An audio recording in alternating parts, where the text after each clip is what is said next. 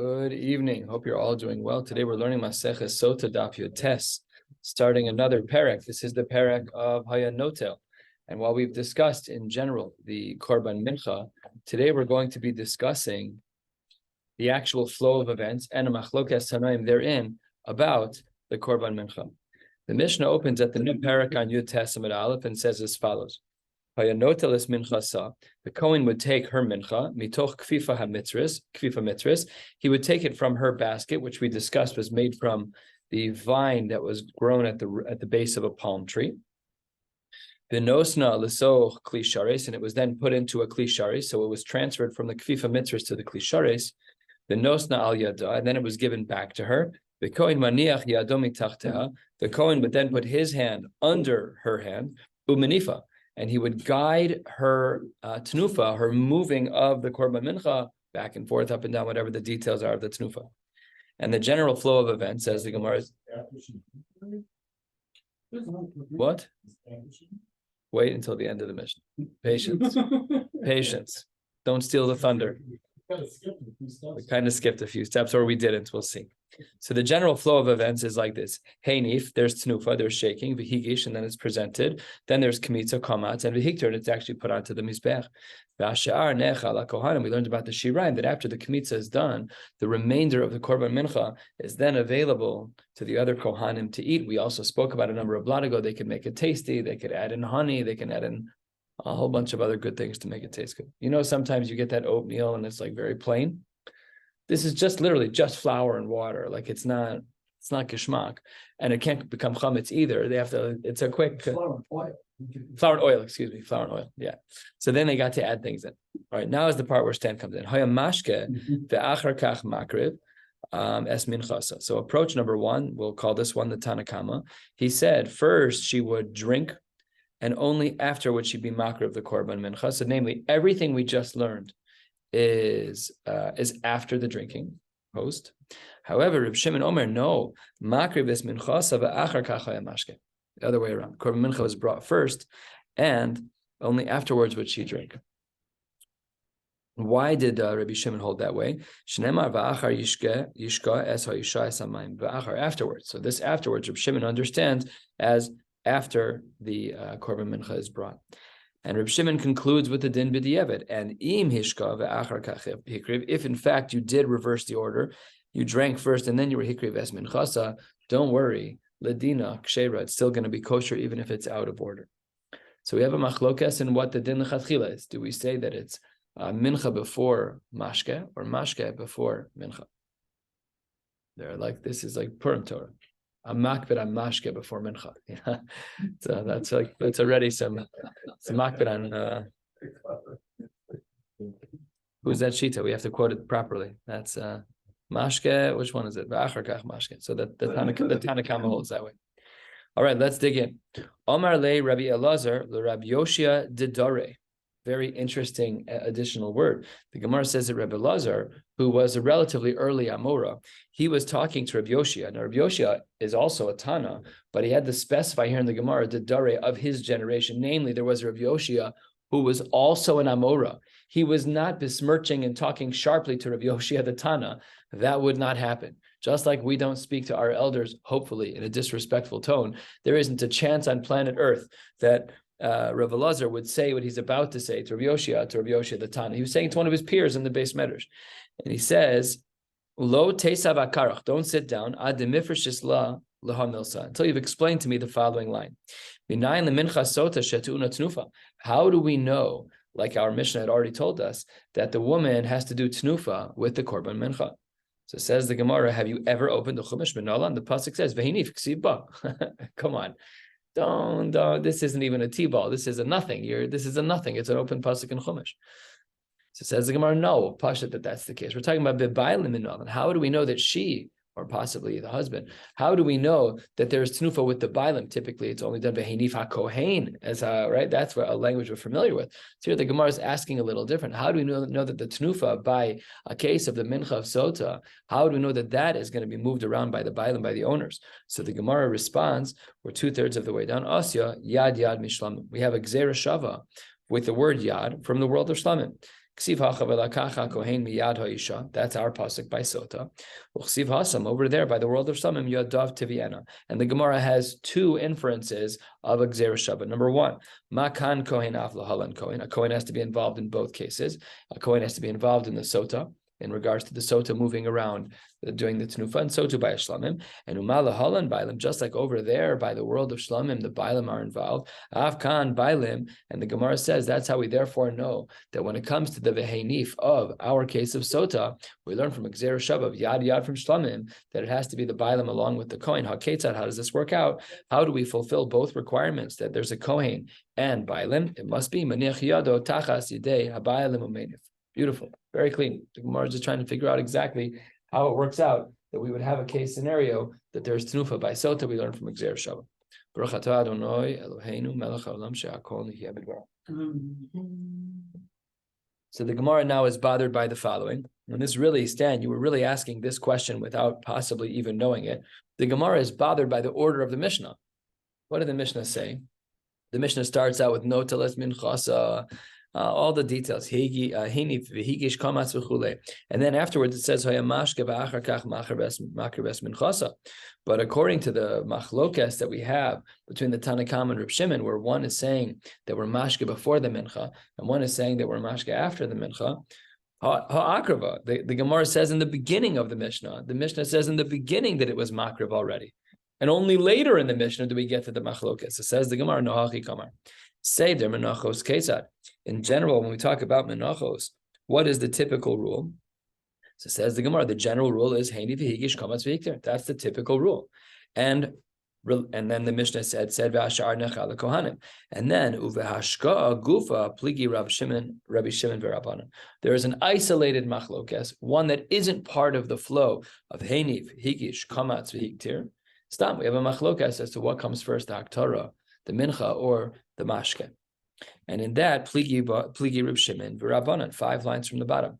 The Rabbanan savre, according to the sheets of the Rabbanan, mashke ve'achar kach makar ves minchasa. The Tanakama, like we saw in our Mishnah, holds that they're mashke, and only afterwards is the korban mincha brought. It's assuming, of course, he doesn't blow up, right? You have to remember the flow of events here. It's very complex to get all of this right, because if in fact she dies, I guess she doesn't need kapara and kapara gedolim yimisa, but then you can't bring the mincha. Okay, that's a side point. Reb Shimon savar makriv es mincha v'achar kach mashke shenemar v'achar yishka. So that's where we see our machlokes is over here, is in regards to whether or not the mashke is before the mincha or vice versa. And don't worry, the Mishnah wasn't out of order when it first spoke about Heini v'higish kamatz v'ikter, and then only afterwards did it discuss what comes first, mincha or mashke. It was just because it was unknown. The mashke was left out of the Mishnah, which really was your question. Why is mashke left out of the Mishnah? Because the Mishnah was first presenting the general flow of events for a korban mincha. Okay, we have a unique machlokas over here by Sotah. Fine, we'll talk about that in a minute. But the basic presentation of a korban mincha is as we saw in the beginning of our Mishnah. At the very last 2 lines of your Testament Aleph, the Gemara references the Mishnah of Hishka v'achar kach hikr bes minchasa kshera. That Reb Shimon says b'di'eved that if you went out of order, if she drank and only afterwards brought the mincha, so b'di'eved it's kosher. Now let's take a look at the brisa on the top of your Testament base. As a presentation for this brisa, we have to recognize that it has a reference to drinking the Mei Sotah 3 times in the Psukim. And we're going to try and figure out why did we need all 3 references. It says the Gemara, Tana Rabbanan v'hishka, that she should drink. Ma Talmud Lomar, v'alo kvar ne'amar v'hishka. We already have the word v'hishka in a later pasuk. Says the Gemara, why do we have both? To teach us that she'im nimcha ka Megillah. If after the Megillah was already dissolved and scratched off into the Mei Sotah, and then v'omeres eini shoseh, if afterwards she says, I'm not drinking this, says the Gemara, me'ar erin osa, umashken osa bal korcha, div Rabbi Akiva. Rabbi Akiva says the reason why we have 2 words v'hishka, one of them is for stam, to teach us the basic din, and the second is that if a woman says, I'm not drinking this after Shem Hashem was nimchak, too bad, you're drinking this. Nothing to talk about. And in fact, we force her. We'll see soon in the Gemara that they put a piece of metal in her mouth to pry it open so that she would then be able to be forced to gargle it. Now, I don't know if you've ever given medication in a plunger to a toddler, but it's very, very difficult to get someone to swallow something that they don't want to swallow. So there's tricks for babies, put it down the side of their mouth, make them swallow a whole host of, what do you do for a grown adult? It's waterboarding. You lean their head back, you prop their mouth open, you pour it in, and drink. So the Gemara says in the name of Rabbi Akiva, but that burns you. That burns you. But it burns you. Same idea, similar. Sides, they fall both sides of the neck, and makes you open your mouth. Right. I didn't even know that. But here we're not even talking about, we'll see soon that they literally. Yeah. It's terrible. Kids. That's what? For the kids to get them to open their mouth. Yeah, it's true. Sometimes. Wow. Okay. Got to put this into my parenting program that I'm working on. Yeah. This is fantastic. Make sure you quote me. I'll quote you. Oh, you. Oh yeah. Oh yeah. Listen to this. David Merzel is our. He's on video now. So that was the din of Rabbi Akiva as to why we had the word v'hishka twice. Reb Shimon Omer, we have another pasuk. V'achar yishke ma Talmud Omer. V'halok v'nemar v'hishka. What does Reb Shimon say about the third pasuk? Ella. He says we have 3 psukim for 3 very good reasons. V'achar kol ma'asim kulan ha'amurim lamala magid gimel dvar ma'akvin. But there are 3 things that are ma'akev, the drinking. Number 1, ad shelo karav hakometz. You can't drink until there's kmitza. Number 2, v'ad shelo nimchak megillah. You can't drink until the megillah is nimchak, which sounds pretty obvious. How can you drink without the mechika? We're going to ask about that in a minute. And v'ad shelo tekabel aleh shvua. She has to say amen to the shvua in order to bring in order to drink the Sotah. Let's analyze all 3 of these 10 lines down in Yud Testament Beis. We're going to be going to the Mishnah on the top of Chaf Amud Aleph. Says the Gemara. Ad shelo karav hakometz, Reb Shimon l'taimei, d'amar makriv es minchasa ve'achar kach mashke. This is beautiful, according to Reb Shimon, that one of the needs of the 3 psukim, the 3 times it says mashke or v'hishka, one of them is to remind us the din of Reb Shimon, that we're makriv the mincha first and only afterwards are we mashke, and that's very mashma according to his approach in the psukim.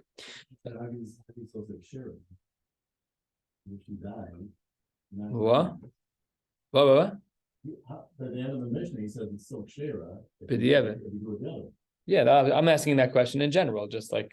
No, but I'm saying point is, it's not going to be brought. If. In other words, here we're saying there's 3 things that they have to be involved. Prior to drinking. That's what he's saying. Each reference of Hishka in the psukim. So one of them is about the kmitza. Right. So how do you say even the evidence? In other words, there's a good chance that if she dies. If she takes the salt, if she drinks, now she's dead. You're not being a. So what? So she died. But that. Then you're not being a minhag. I'm saying you're not. It's not active that you bring that up. That you bring one of the 3 lives you need. Right. I don't understand your question. What if she doesn't die? Then she'll bring the korban mincha. Okay, that was the same question I was asking before. It's an oddity because according to this approach, you run the risk of the korban mincha not being brought. But that's not as risky as mechikas Hashem without her drinking. Like that case where the psukim are like, yeah, that's mechikas Hashem, that's an Isser Daraisa that we have to offset. Okay, the Torah was matir mechika for the sake of shalom bayis, but we. What is she going to drink? That's the Gemara's question. I'll get to that in a minute. That's the Gemara's question. Beautifully done. With Binyamin. he's a Binyamin in the making. Yeah. Okay, then the Gemara says, Ad Shalom Nimcha Kamagila, that one of the 3 references of Hishka and the Psukim is to teach us that you can't drink the Sotah until you've been Mochek Shem Hashem. Says the Gemara, your beautiful question, Rabbi Adler, Elamai Mashkela. What? You can't drink the water until you put it in the cup. Thank you very, very much for your. It's Captain Obvious. What are you talking about? So says the Gemara, we learn a critical din of Hilchos Sotah. Says the Gemara, Amar Avashi lo nitzrecha l'sherishumo nikar. Here's how this works. What do Sofrim do when they find a mistake in a Sefer Torah? They take a scalpel and they scratch against the cloth until the problem goes away. What if all of the cloth's ink had been removed, but there was still an impression when the Sofer wrote the psukim that are inside the Megillah? Says the Gemara, you didn't scratch off enough. You need to scratch the parchment enough so that the rishum is not nikar anymore.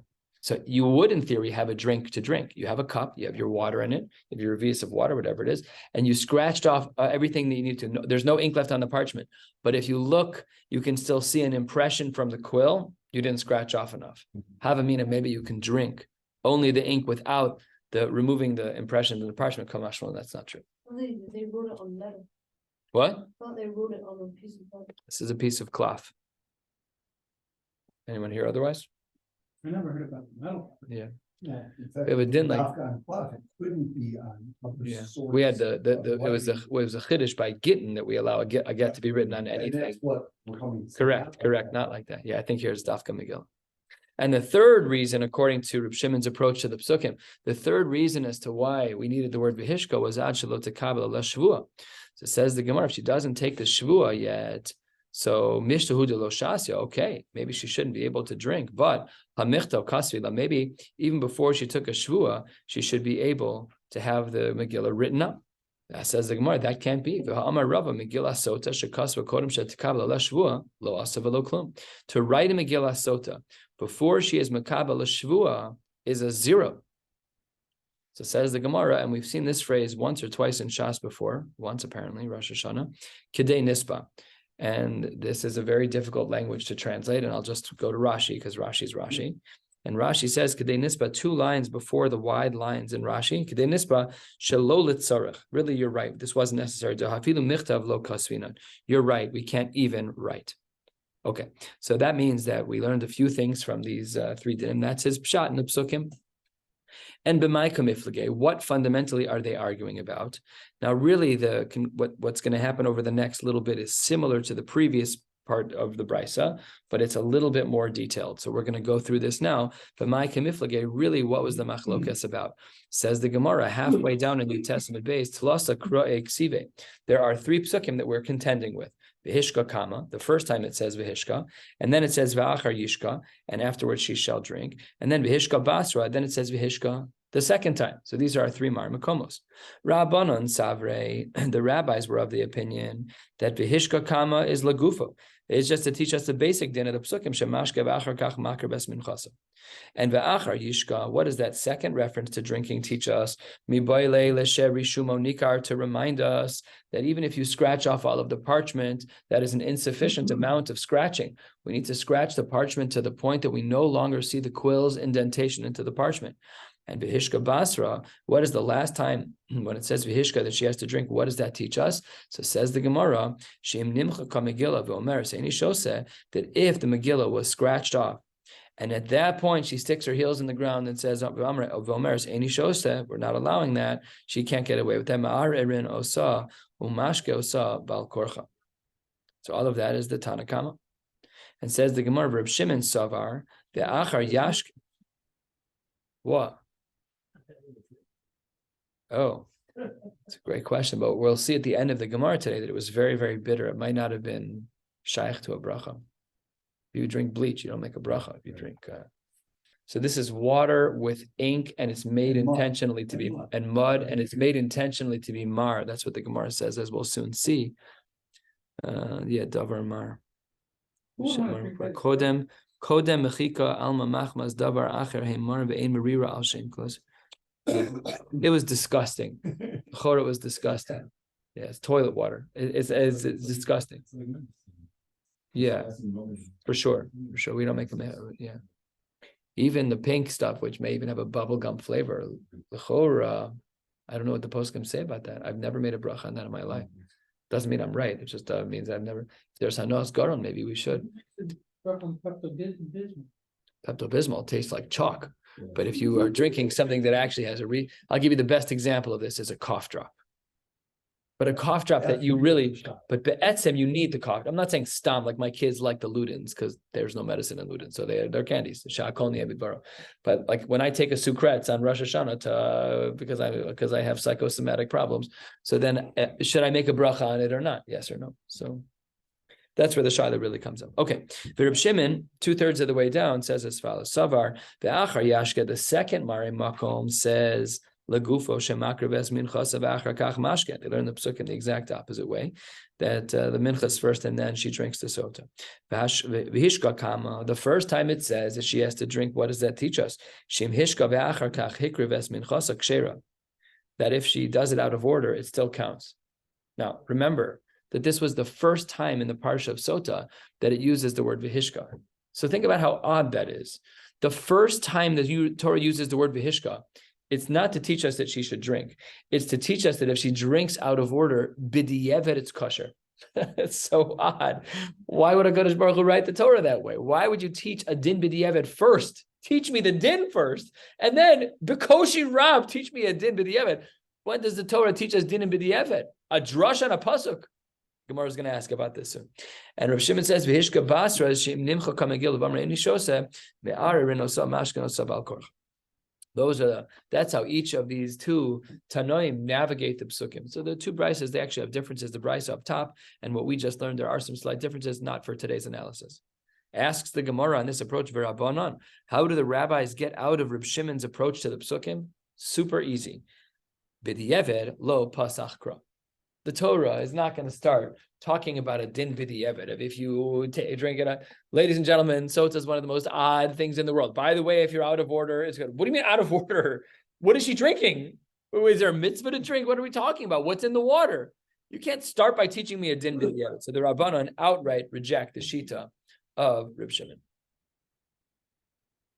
Now, we had said on the top of our page, in the name of Rabbi Akiva, that if a woman decides to not drink the Sotah after the Mechikas Hashem, so then the din is that we force her to drink. So it says the Gemara, a question on Rabbi Akiva. On the top of the page, it was very clear that he felt that she should be forced.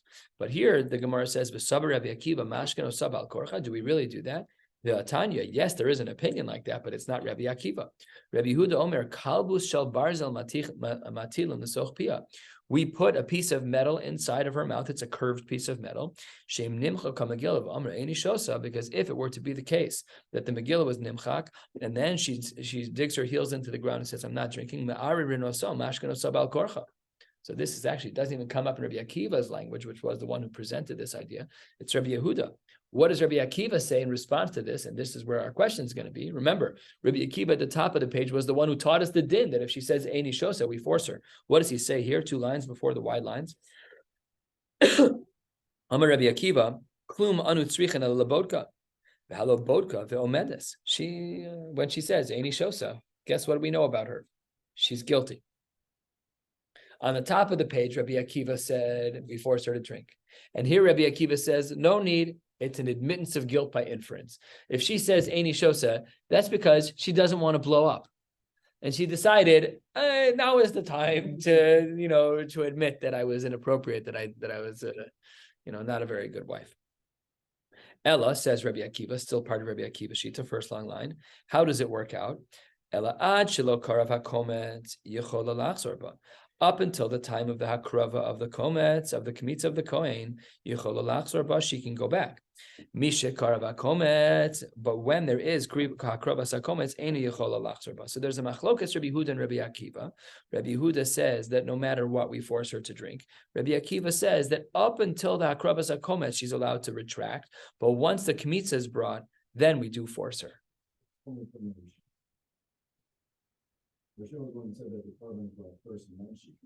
Yeah. It's a site it's correct, but it's correct. Yeah, 100% correct. Says the Gemara, you're right, it's a problem with Rabbi Akiva, but before we get to the question on Rabbi Akiva, let's deal with another issue first. According to this question, we have a problem within this brisa itself, the one that we just learned, which is a steer to Rabbi Akiva. What's the problem? We learned that once the hakrava of the komets is brought, then she's not allowed to be choser, and then we do force her, even according to Rabbi Akiva. But why? If she at that point says Eini Shosa, why didn't we make the same inference before the hakrava of the komets and after? If Rabbi Akiva was willing to say, okay, the kmitz of the kohen wasn't done. Oh, she said Eini Shosa. Okay, she's guilty. Baruch Hashem, she admitted, we don't have to lose another person in Klal Yisrael. And then the Gemara says, no, Rabbi Akiva says, if there's kmitza, then that's the line in the sand. Why? Says the Gemara, 3 lines into the white line. Now we know what happened. because she doesn't want to die. Who cares about the kmitza? It says the Gemara, lo kasha. One is where a woman is responding out of fear. We can tell she's jittery, she's nervous, she's uncomfortable. It's obvious that she's very scared. And one is talking about a case where she says with confidence, Eini shosa. Oh, so what does this mean? Don't know yet. The Gemara says, V'hachi kamar. Here's pshat in how we answer this internal struggle within the brisa. Says the Gemara as follows. V'hachi kamar. Kol machmas briusa klal klal lo shasem. If a woman says with perfect confidence, she's not breaking a sweat, and she says, I'm just letting you all know that I will not be drinking the Sotah. So all the Rabbanim Chashuvim are there, they're going to say, she's guilty. No reason for us to give her the Sotah. However, machmas resisa, if a woman is now speaking out of fear, she's speaking out of nervousness, then things change. That's when we add in the line in the sand of the kmitza. It says the Gemara, Ad shelo karava komets, up until the time that the kohen does kmitza, de'akati lo imchok megillah, because the megillah has yet to be erased, or inami emchok megillah deshelo kedin abid kohanim demalke, or if there was a case scenario where the megillah was erased too early, incorrectly, in those cases, matzi hadraba, there she's allowed to recant, and she's allowed to say, Eini shosa. But when it's a case of mishakara vakomets, the bedin abid kohanim demache, once the hakravas hakomets was in place, and really the timing of the mechika was really immediately after the kmitza, then lo matzi hadraba, and we use the line in the sand of kmitza. Fine, we answered the internal problem. We didn't answer the Rabbi Akiva problem. We didn't explain how on the top Rabbi Akiva says we force, and on the bottom he says that no, it depends on kmitza and mishum resisa. So says the Gemara on the top of Daf Chaf Amud Aleph, heading to the Mishnah, Kasha the Rabbi Akiva. What do we do about that? Hasam hu amar mechika me'akva. On the top of the page of Daf Yud Testament Beis, we saw brisa that said mechika was me'akev. Amar kometz me'akva. And here we see at the brisa on the bottom of Yud Testament Beis that according to Rabbi Akiva, it wasn't all cases of Eini Shoset. It was only cases where the Kmitza was the line in the sand. So how do we answer this? And the Gemara gets out without any lumdus, just a cop-out. I'm not criticizing the answer. I'm just saying it's a simple answer. Trei Tanoi ve'alibad Rabbi Akiva. They just weren't sure from shiur that Rabbi Akiva gave as to what the line in the sand was. Do we say that every time Shem Hashem is nimchak, we force her to drink? Or do we say no, it's only if the Kmitza was done? Okay? So machlokas within Rabbi Akiva, we just don't know the answer to that. The Gemara says, Yiboilahu, let's talk about the fear factor comment. Yiboilahu, in the Beis Medrash, they asked a Shaila. Chaf Amud Aleph, 3 lines down. Amra, if a woman said, Eini shose machmas briusa, she said with perfect confidence, machmas briusa. What did that normally typically mean to us? That she's guilty, right? Then v'chazra v'amra shose ani. And then she says, I recant my recanting. She says, I actually do want to drink it. Mahu. Says the Gemara, do we say Kevan Damar Eini Shose? It's effectively saying Tmea Anika Amra, that I'm basically saying I'm guilty. And the Kevan de Ichzik Nafsha Betuma Lo Matzia Hadraba. And therefore you're stuck. Once she says with confidence that I am not drinking, that is the same exact thing as saying I slept with another person that I shouldn't have slept with. Same thing. And therefore you're done. Whatever the punishments are, they are. But the Sotah doesn't work. Or perhaps